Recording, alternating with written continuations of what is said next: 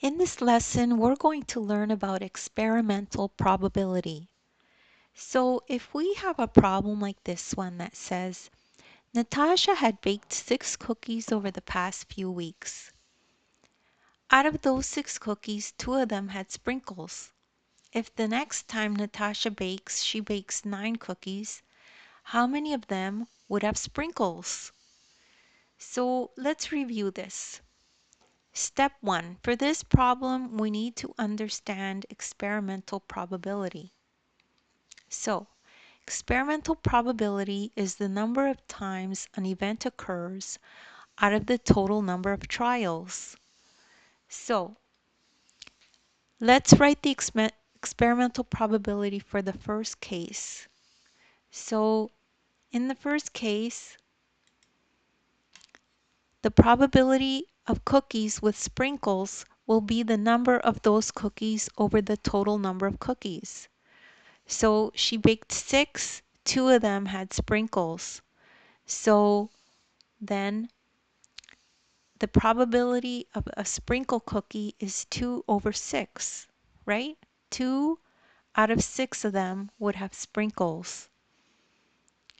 Now we can put this in the simplest form. We can reduce it. So 2/6, it becomes 1/3, okay? So the next thing is we need to know that this is the experimental probability. And that's the number of times an event occurs out of the total number of trials. So if there were 3 cookies baked, 1 of them would have sprinkles, okay? Now we can predict the outcome of the second case by using the same ratio as the first, okay? So we're going to use this ratio, and we could use a proportion to figure it out. So let's write our proportion. 1 over 3 equals x over 9. X is, we're trying to figure out how many cookies have sprinkles if she bakes 9 of them, right? And we're going to use that proportion to figure it out. So now, to isolate x, we multiply both sides of the equation by 3 and 9 to get rid of the denominators. So let's see how that looks. That looks like this. So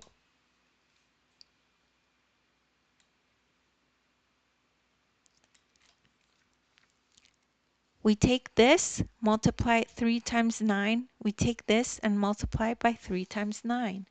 Now we can simplify by canceling terms, right?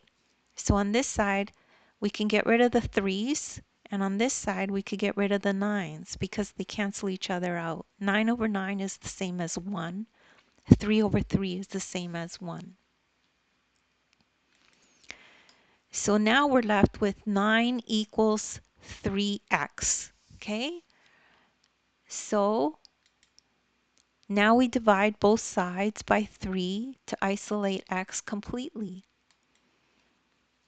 So we're left with x equals 3. So we would expect the next batch will have 3 cookies with sprinkles. So if she makes 9 cookies, the next batch would have 3 sprinkles. That's the probability of how many cookies would have sprinkles in a batch of 9. And that's the whole problem. Now don't worry if you don't understand this, you could rewatch the video. As well, I have links in the description to other videos of mine that are like this. And don't forget, you can also download the ebook. In the ebook, you could follow along this exact lesson as you watch the video. There's a link there, it'll take you right to this video. Thank you so much for listening, and please make sure to like and subscribe.